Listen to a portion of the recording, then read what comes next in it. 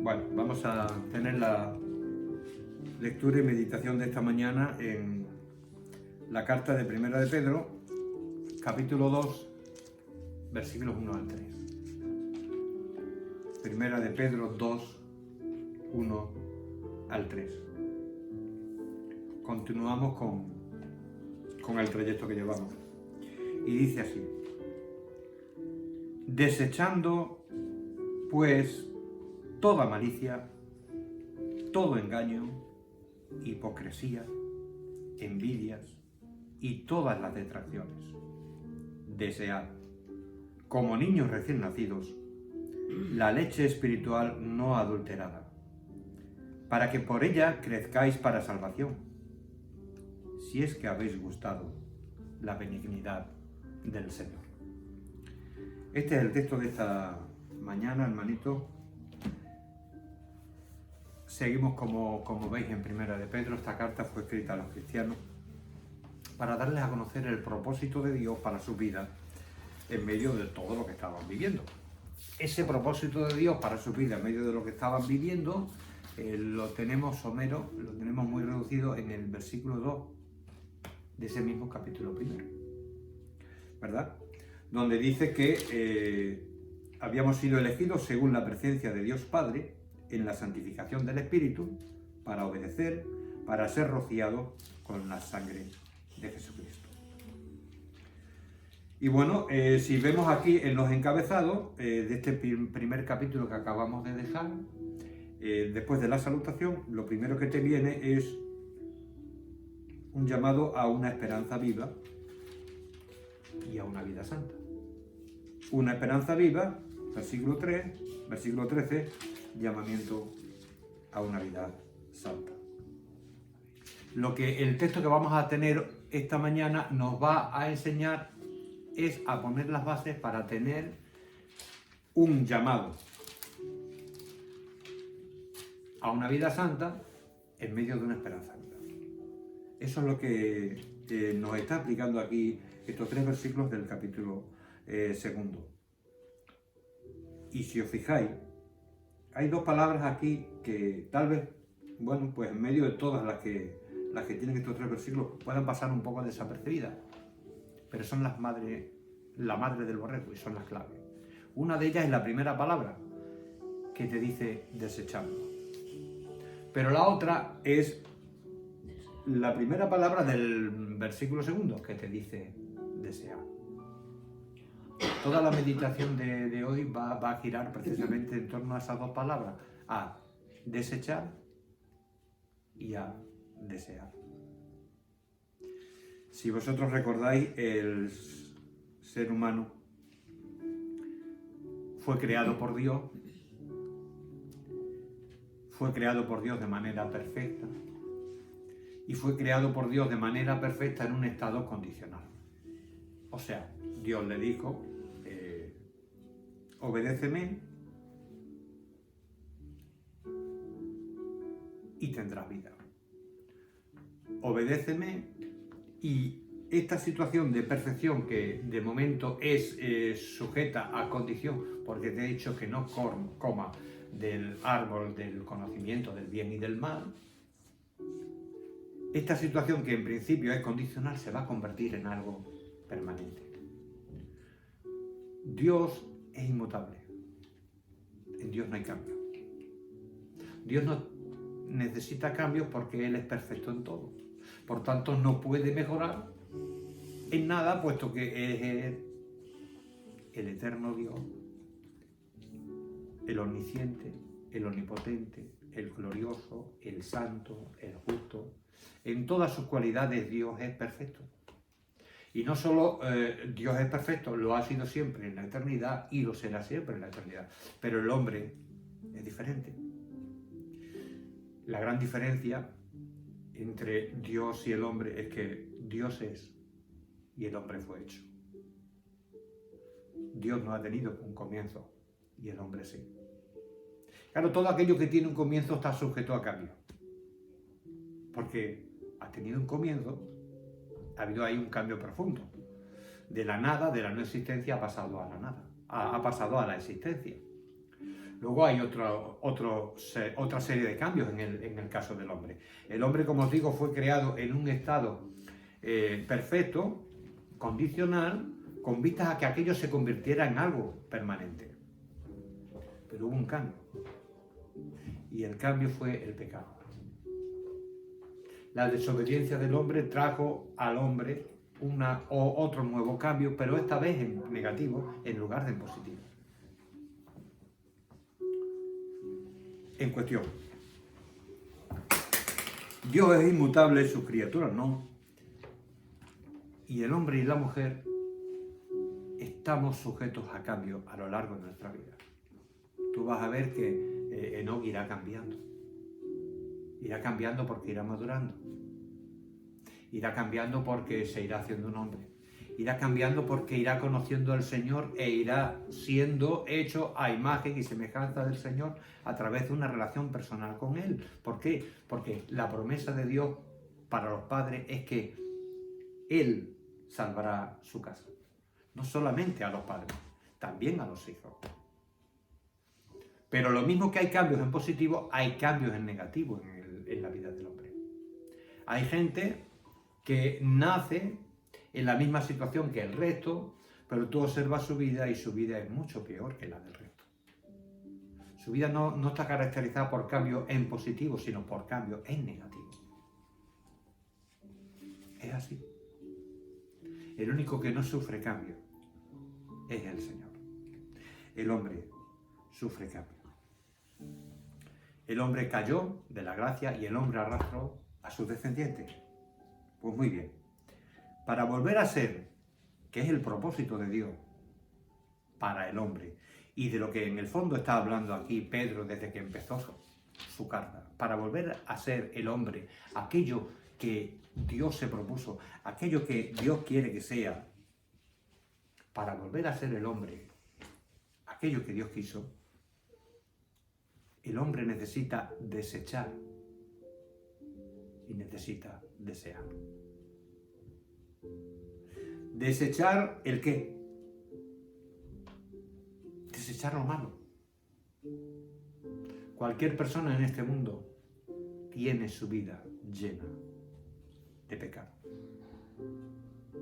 No es que nosotros cuando nos convertimos éramos pecadores, pero después de que nos convertimos nos hemos convertido en santitos. Seguimos siendo igual de pecadores que antes. La gran diferencia estriba en que Jesús, el Cordero de Dios que quita el pecado del mundo, limpió nuestros pecados por la fe en su nombre. Pero limpió los pasados, limpió los presentes, limpió los futuros. Ahora bien, el pecado sigue estando ahí. El pecado sigue funcionando. Pablo ya decía que hacía lo que no quería y que lo que quería no era capaz de hacerlo. Ningún creyente puede levantar la cabeza y decir, no ya, yo soy perfecto, no. Ningún creyente puede levantar la cabeza y decir, yo no soy pecador. Ningún creyente puede levantar la cabeza y decir, yo soy mejor que mi prójimo. Yo soy mejor que mi hermano. Todos nos hemos descarriado a una. De manera que el creyente a día de hoy, siendo justificado por la fe en Jesucristo, por la sangre de Cristo que le ha perdonado de todos sus pecados, necesita recuperar esa comunión y esa imagen de Dios que Dios le dio en un principio y que es el propósito de Dios para su vida. ¿Cómo puede el creyente alcanzar eso? En estos 3 versículos te lo está diciendo. Desechar. Hay cosas que hay que desechar. Cuando una persona se pone a construir un edificio, lo primero que hacen es, si hay ripios, si hay historias por allí, es quitarlo. Lo primero de lo que se trata es de allanar el terreno. Porque hay que levantar, porque hay que edificar sobre algo limpio, no sobre algo que sea un problema el día de mañana. Pues bien, no se puede edificar sobre un terreno que esté lleno de escombros y no se puede edificar sobre una vida que está llena de hábitos que necesitan ser que no son buenos. Todos sabemos que todo el mundo tiene hábitos, costumbres, preferencias que necesitan ser conocidas. En los casos de los inconversos pueden ser que sean hábitos, preferencias y costumbres degradadas. En el caso del creyente también sigue habiendo hábitos, costumbres y preferencias que no serán degradadas, pero que desde luego no son lo que Dios quiere o no son lo mejor en lo que ellos podrían emplear su tiempo y sus dones. Todo hombre necesita limpiar para poder construir sobre su vida.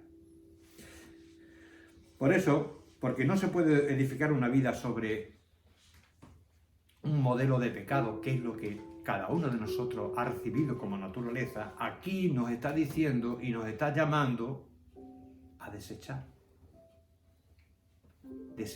la malicia. ¿Sabéis cuál es la palabra para malicia? La palabra para malicia es apostatai.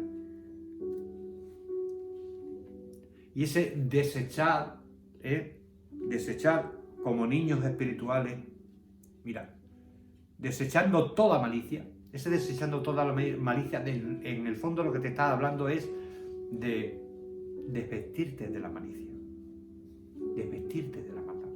El hombre se caracteriza por la maldad. Nosotros nos caracterizamos por la maldad.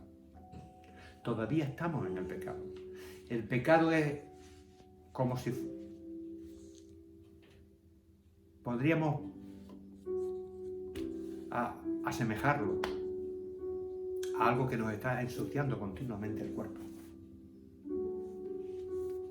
a una ropa, la nuestra, que está continuamente siendo ensuciada y que necesita ser limpiada. Pero para limpiarla necesita primero meter aquí.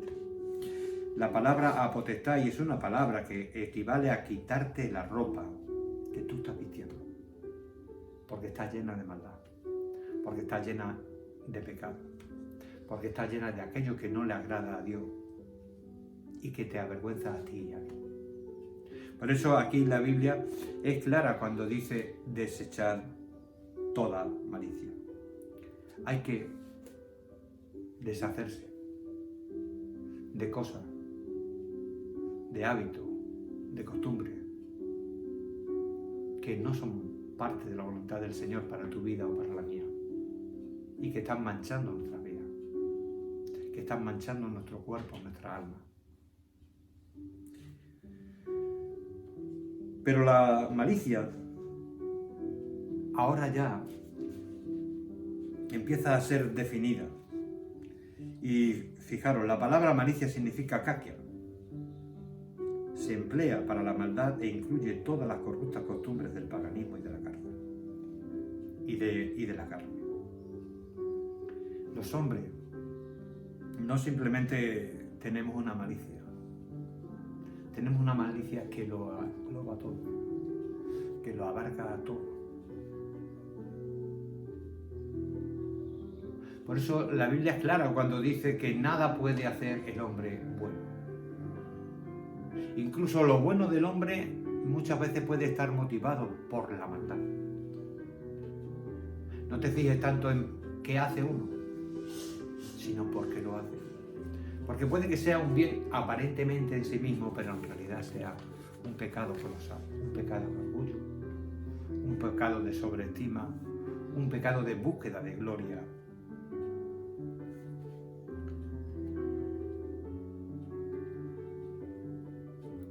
El hombre tiene maldad en su corazón. Las costumbres que había en el Antiguo Testamento, las costumbres que había en el Nuevo Testamento, en la civilización griega, en la civilización romana, en la civilización babilónica, siguen estando hoy vigentes. Siguen manifestándose hoy. Y esas son las cosas de la malicia, que incluye todas las corruptas costumbres del paganismo, pero que no pueden estar en tu vida. No puede haber amor en tu vida si en tu vida existen manifestaciones de malicia, manifestaciones de maldad. No puede haber amor en tu vida si en tu vida lo que está rigiendo es el pecado. Aquí el texto este va a hablar de 3 manifestaciones de maldad muy clásicas en la relación entre los hombres, consigo mismos, y a veces hasta con el propio Dios. Y está hablando del engaño, está hablando de la hipocresía y está hablando de la envidia. Este texto, si os fijáis, dice: por tanto, desechad toda malicia, todo engaño, hipocresía, envidia. Pero va a hablar de algo más también: toda difamación, toda detracción. Ese tipo de actos, ese tipo de hechos, esa realidad forma parte casi de nuestra naturaleza. De hecho, forma parte de nuestra naturaleza caída. Y lo vas a ver en todas partes. Lo vas a ver en el mundo de una manera desaforada, lo vas a ver en la iglesia de una manera más o menos manifiesta, y lo vas a ver hasta en el consagrado, aunque sea de una manera muy suave, muy sibilina y que casi no se vea. El hombre cristiano ha sido regenerado, ha sido salvado, pero aún sigue sufriendo la manifestación y la inclinación del pecado en su vida. Hay algunos que creen que se puede llegar a vivir una vida perfecta, de manera que ninguna de esas manifestaciones del pecado se van a manifestar. Pero ellos se engañan a sí mismos.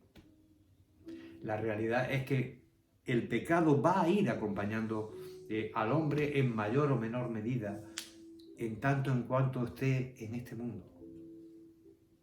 Entre otras cosas, para recordarle quién es, para forzarle a buscar del Señor, y al mismo tiempo para confesar que toda salvación es por pura, simple y bendita gracia, porque nada hicimos, ni hemos hecho, ni haremos para merecerla. Lo que aquí nos está hablando, por ejemplo, es que una de esas cositas que tenemos que dejar atrás es el engaño. El engaño, ¿sabéis qué nombre os va a sonar? Dolos. Dolo es el engaño. Así que yo no haría broma sobre dolo. En serio, es la palabra griega, es la palabra griega. Vale. Pues dolos es mostrar 2 caras. Dolos es hacer trampas. Dolos es engañar a los demás con tal de alcanzar un fin. Eso lo verás en el mundo. Yo fui objeto de dolos, objeto de trampa. Todos hemos sido en algún momento objeto de trampas. A todos en algún momento se nos ha mostrado una cara cuando la realidad era otra, y lo hemos descubierto demasiado tarde. Y yo me estoy acordando, pues, de bastantes casos. Entre otras, la estafa aquella que nos llevó a la ruina. Engaño. Maldad. Todo para alcanzar los fines que ellos tenían. Eso se da en el inconverso, pero eso también se da en los cristianos.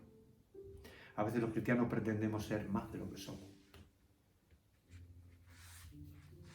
Y a veces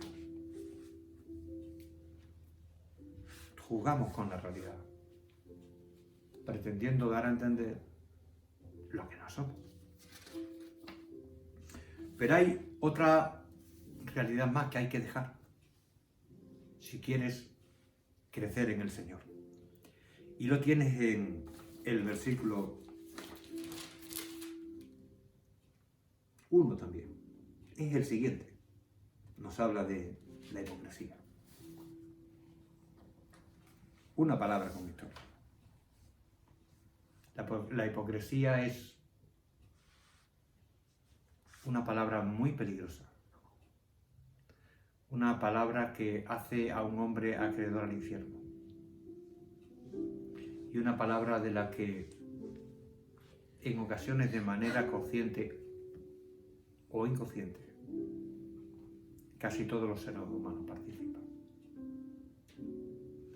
El único que se libró de la hipocresía fue el Señor Jesús. El único. El resto de los hombres en algún momento hemos sido hipócritas. En algún momento hemos pretendido ser lo que no éramos, o ser más de lo que éramos. En algún momento hemos actuado, porque eso es de lo que nos habla la palabra hipócritas. Un actor que lleva un nombre que no le corresponde, hace un papel que no le corresponde, vive una vida que no le corresponde. Un actor que no se ajusta a la realidad. La hipocresía es una de las peores acciones que un cristiano puede cometer. ¿Y sabes por qué? Porque a Dios no le importa tanto cuánto sabe. A Dios no le importa tanto cuánto ha crecido. A Dios no le importa tanto cuántos dones tiene. A Dios lo que le importa realmente es cuánto le amas de verdad. Cuánto le quieres de verdad. Cuán sincero eres. Lo único que capacita a un hombre para crecer en la gracia y en el conocimiento delante de Dios es la sinceridad. La hipocresía no le va a llevar a ningún sitio. La hipocresía no le va a llevar a crecer. La hipocresía no le va a llevar a tener una vida de santidad. La hipocresía solo le puede llevar a engañar a los demás y a engañarse a sí mismo. Porque ni siquiera va a poder engañar a Dios. Dios sabe perfectamente lo que hay en el corazón de cada uno. Pero tenemos otra palabrita más que tenemos que procurar desechar si queremos llegar a ser lo que Dios quiere. Y una de esas palabritas es la envidia. El tonos. La envidia, hermanitos, es la última en desaparecer. La envidia la tienes en el mundo y la envidia la tienes en la iglesia. La envidia acompaña al hombre desde que nace hasta que muere. La envidia es realmente fuente de muchos males, fuente de muchos disgustos, fuente de muchos problemas en las personas. La envidia es tan dañina que se manifestó también en los primeros apóstoles.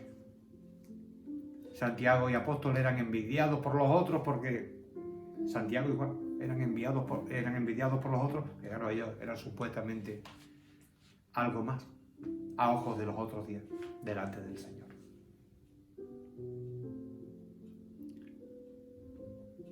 El problema de la envidia se fundamenta en el hecho de que se basa en la rebeldía. En la rebeldía conforme a la providencia de Dios.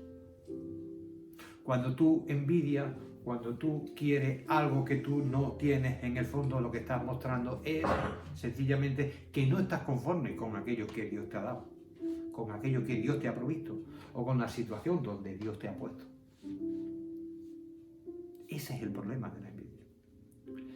El problema de la envidia es que te lleva a estar en desacuerdo con Dios y a manifestarte en ese sentido contrario.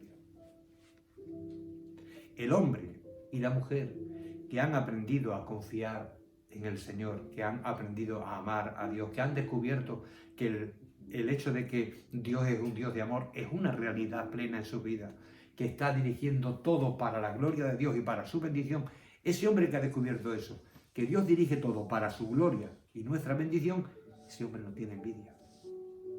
¿Y sabes por qué no tiene envidia? Porque ese hombre no estará descontento.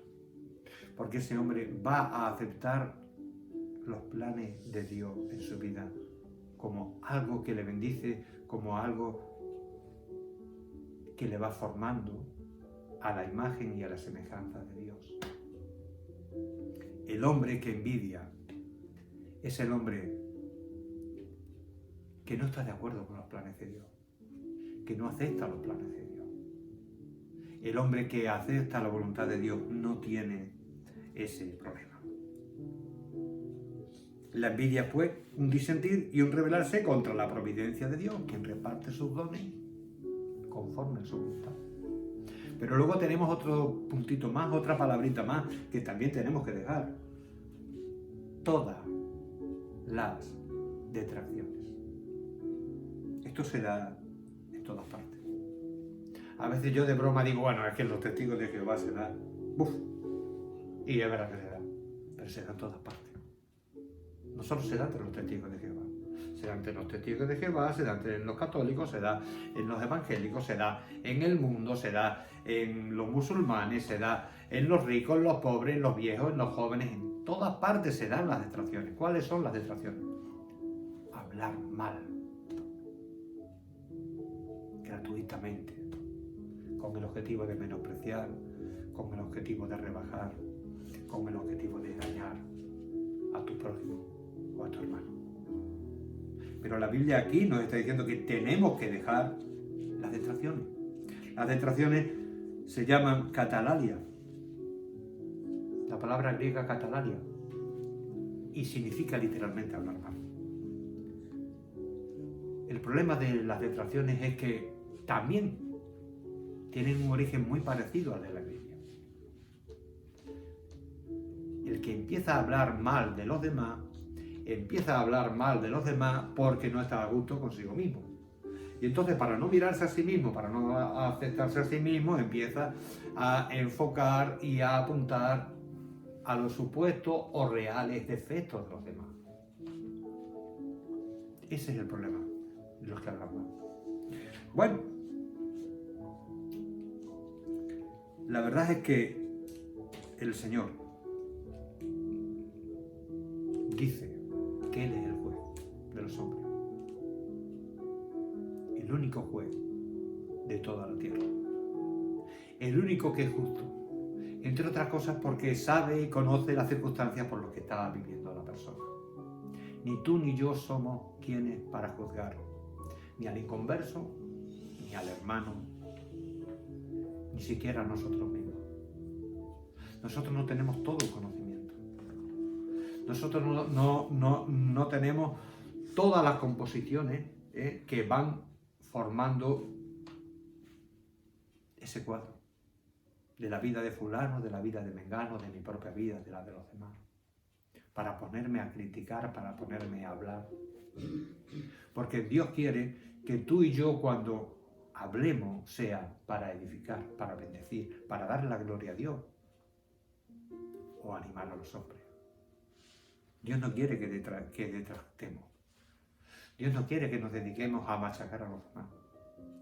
Dios no quiere que el centro de nuestra vida sea el buscar los defectos de los demás para ponerlos en solfa.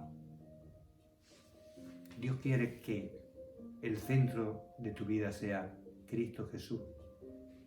Darle gloria, darle honra, obedecerle y amar a tu prójimo como a ti mismo.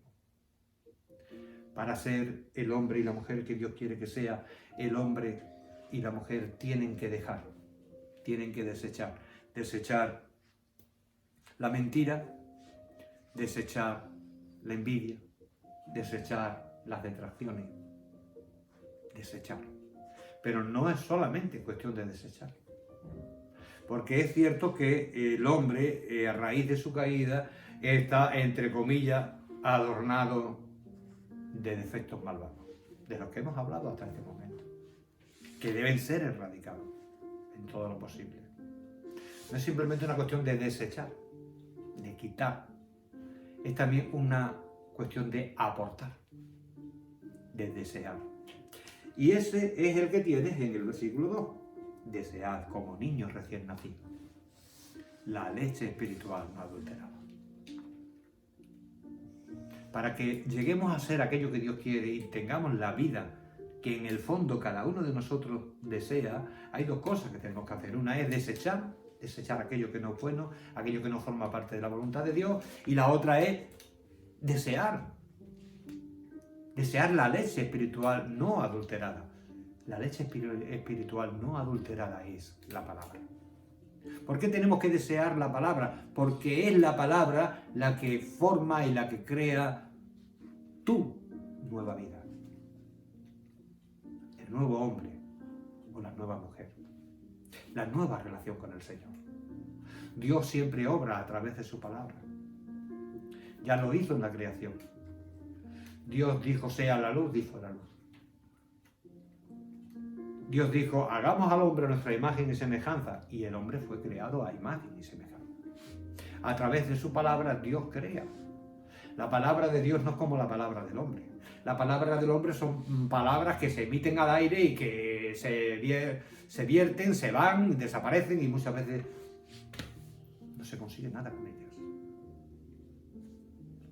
Porque le entran al hombre por un oído y le salen por el otro. La palabra de Dios es efectiva.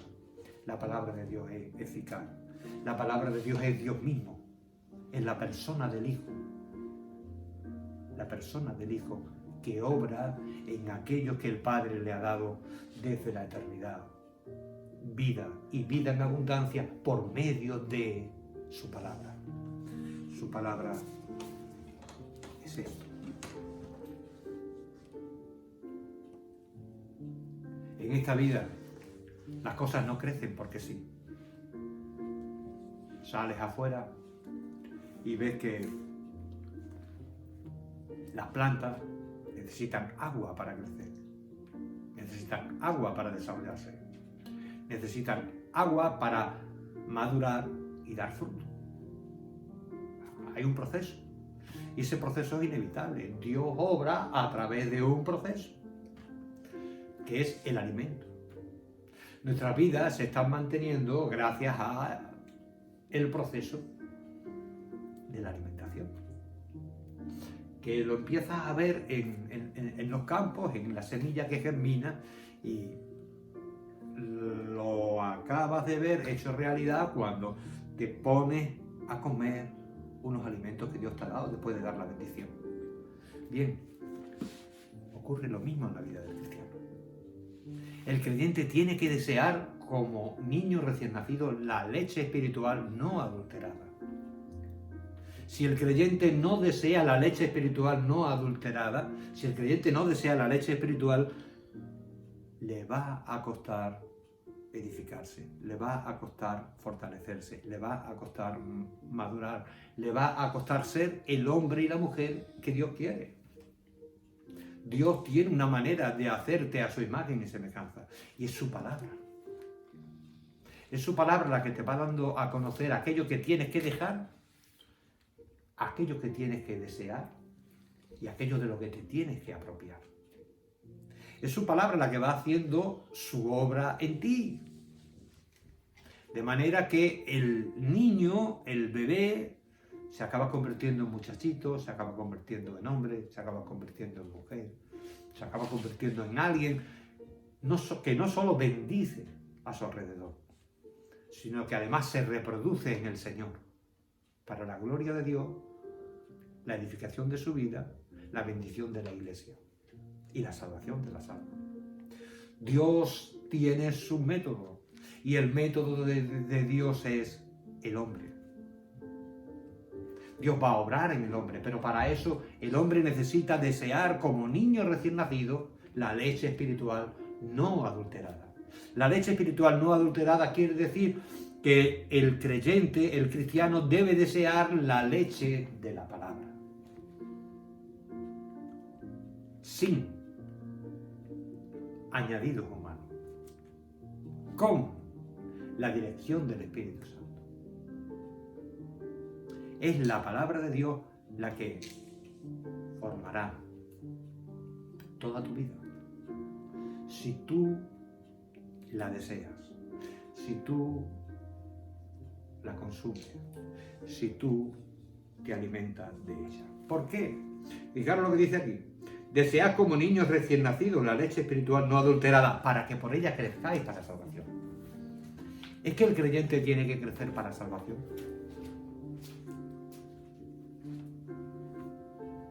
Bueno, yo no me atrevería a decir que el creyente tiene que crecer para salvación, porque la salvación es un hecho que se da en un momento concreto. O sea, cuando tú aceptas a Cristo Jesús como Señor y Salvador, Dios te justifica. Dios te adopta, Dios te hace su hijo y tú eres salvo. Sin embargo, sí que es verdad que por medio de la palabra esa realidad se va afianzando, esa realidad se va confirmando, esa realidad se va solidificando, se va haciendo cada día más fuerte. Tu salvación, la visión de tu salvación de ti mismo, la percepción de tu salvación de ti mismo. En la medida en que tú creces en el Señor, tú vas teniendo un conocimiento de hasta qué punto la salvación de Dios es firme, hasta qué punto la salvación de Dios es plena, hasta qué punto la salvación de Dios es aquello en lo que tú puedes confiar, porque no depende del hombre, porque no depende del que quiere ni del que corre, sino de Dios, que tuvo misericordia. La Biblia nos llama en esta mañana a desechar y a desear.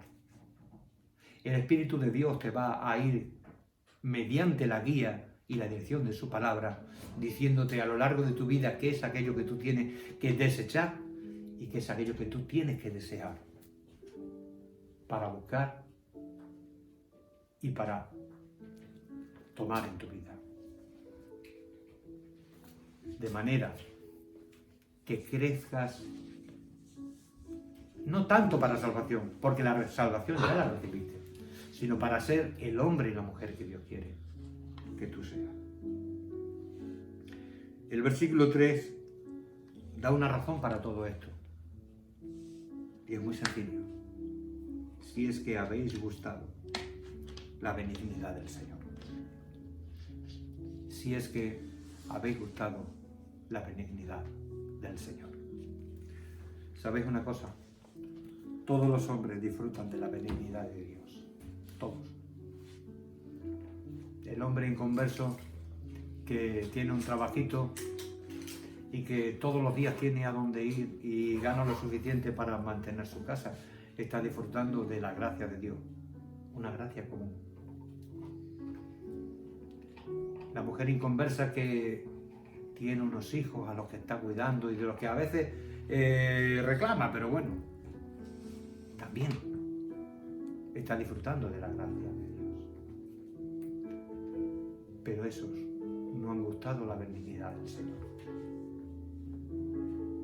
Esos no se han dado cuenta de que Dios es bueno en su vida, de que Dios es amor en su vida, de que Dios es misericordia continua para su vida, de que Dios es perdón para su vida.